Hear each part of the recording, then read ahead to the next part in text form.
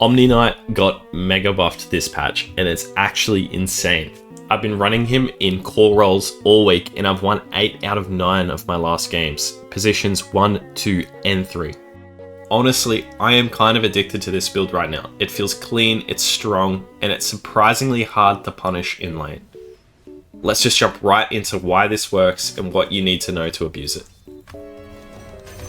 Yeah, each OD player, oh my god, you're so trash.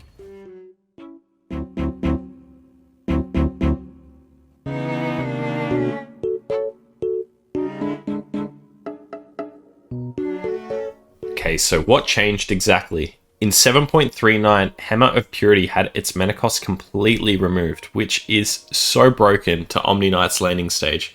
Later on, when you're farming, you can just hit creeps with this. It doesn't cost anything. There's no drawback to using this spell, and it's a relatively short cooldown just from its first level. If this wasn't enough, it got 75 bonus attack range when using it, and a mini slow. The mini slow isn't significant, but it is a factor. So you'll notice as the laning stage goes on, the enemy tries to avoid every time you have Hammer of Purity up. But if you've got phase boots, there is no situation where you won't get Hammer of Purity off and go back to last hitting and taking them off the wave. Like, this spell really chunks. I mean, look at this. This is a level 1 spell. Like, why does it do this much damage? Okay, that's so much damage. Combine this with your level 3 timing of Purification, which you always should do, and look how much damage you can do in an instant. Half health, just like that.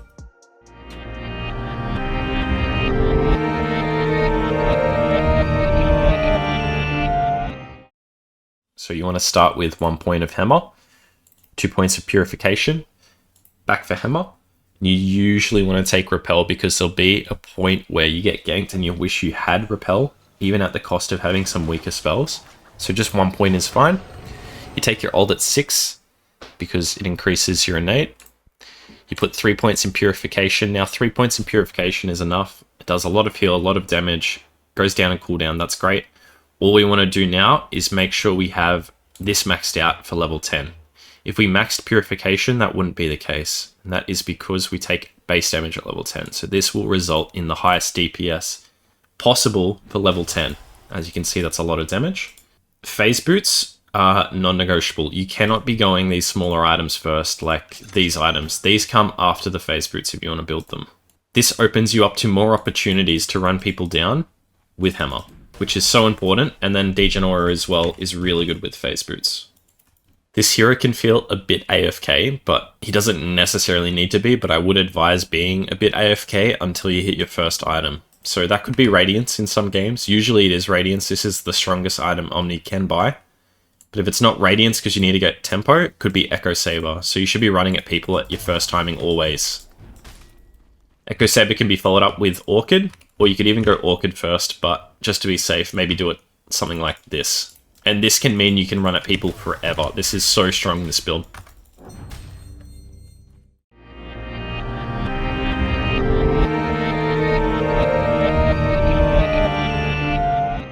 So in this sort of lane, I would make like a comparison to Huskar versus Ember. Like it genuinely felt that bad for the Ember Spirit to play as the lane went on.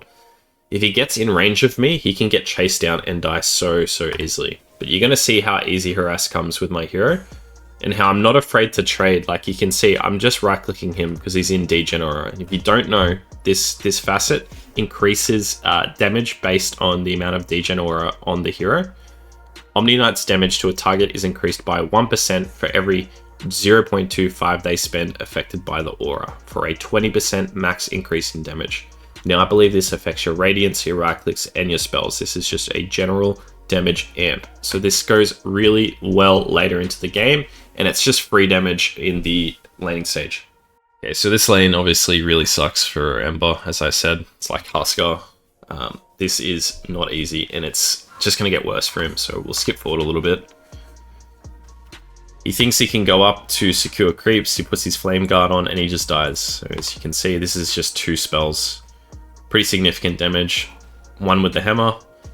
When he Sleight of Fists, we kill him. So if I killed him at level 2, he's absolutely fucked as the lane comes on. hit him for free. Now there's a range creep here, so I don't think I'll be using my E. As you can see, if I have a feeling the range creep's going to die soon, I'll hold my E and make sure I get that, because that is just so important to win lanes and secure the lead. So now that I've got boots, boots is a very important timing, by the way. So if you get boots on the side lanes, you can run at people. So you have to get them first. Nulls, braces, none of that stuff is important compared to a boots of speed and an orb of frost. You'll see 3 levels of hammer. You can go either way. Usually my skill build says 2-1-2, but if you put 3 points in hammer, look how much damage this does. 144 plus my attack damage. 144 pure plus attack damage. That's like 200 damage for free. Go up and heal. Hit him again. Glyph creeps. Chase him down with Diedrich and boots. See, every time you get boots, it is usually a kill. Especially if they don't have the move speed themselves, which I don't think Ember does. Yeah, he's really struggling this lane, as you can see. It's only 4 minutes in and I have a 1.5 lead on him, which is pretty unheard of. So, important note, guys, leveling up your ult increases your degen auras slow. It goes from 10, 20, 30 to 40. So usually don't skip this point unless you believe it doesn't change anything for the kills. My extra slow doesn't make that much of a difference for getting kills on this guy. But usually that extra 10% slow is worth having, plus it's your ultimate ability, which lets you tank towers and physical damage. There's no reason to not take it besides, you know, mana cost. But keep that in mind, guys. Just leveling it up increases your degen aura. So it's 10 minutes 30, and I have 6,400 net worth, while Ember has 2,500. You can see this hero dominates lanes.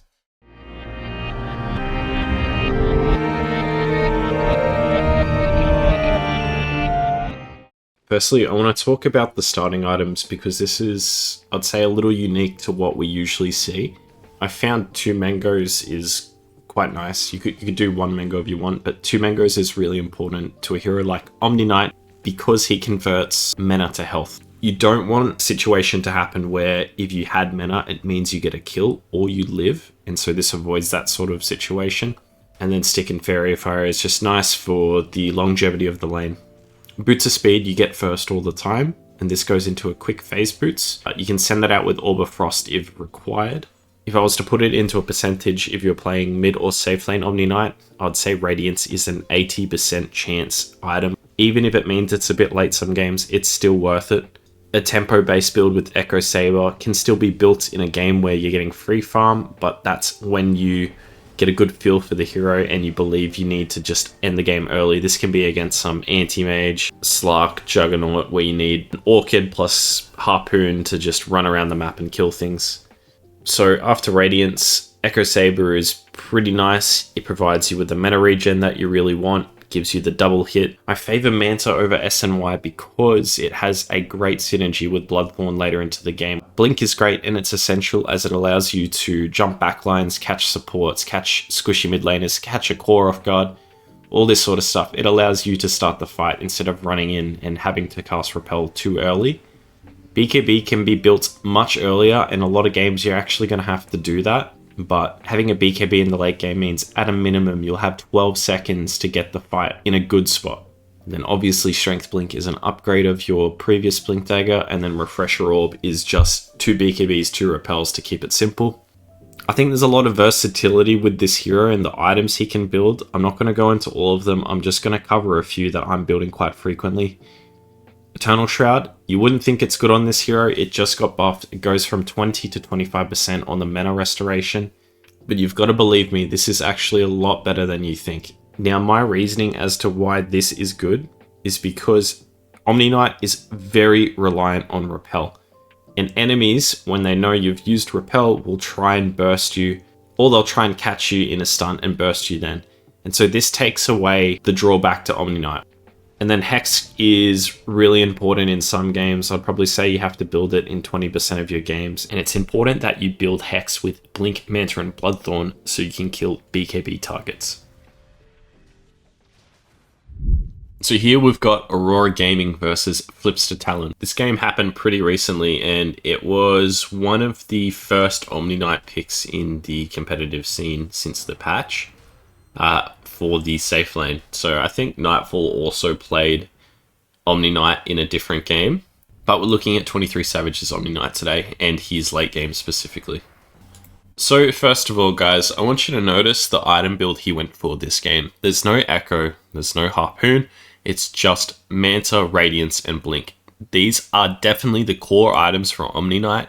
You can't go wrong for going Harpoon, but it is pretty much a passive item in the competitive scene. You're better off getting a BKB or some sort of defense like Manta, or something to go like Blink. So I can see the logic there.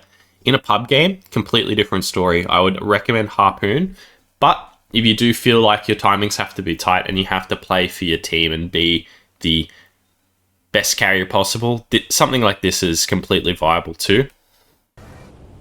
So his team's just got caught out and he's going to run over, and basically the way you want to be playing Omni Knight is you want to blink in and you want to ult to start a fight. That's ideal. He tries to do it on Doom here, you'll see, but I believe Smoke Screen stops him from doing so. And